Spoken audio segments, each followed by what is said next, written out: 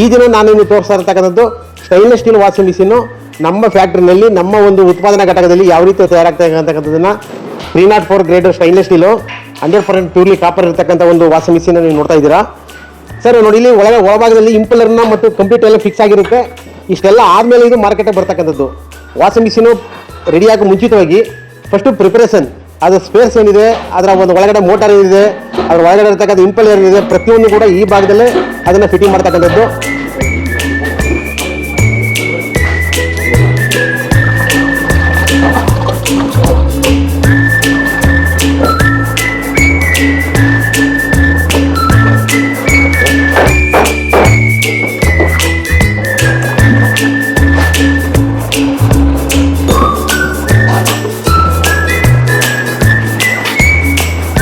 ಇದೇ ರೀತಿ ವಿಡಿಯೋಗಳಿಗಾಗಿ ದೇಸಿ ಪ್ರಾಡ್ ಯೂಟ್ಯೂಬ್ ಚಾನಲ್ ಫಾಲೋ ಮಾಡಿ ಅಂತ ಕೇಳ್ಕೊತೀನಿ.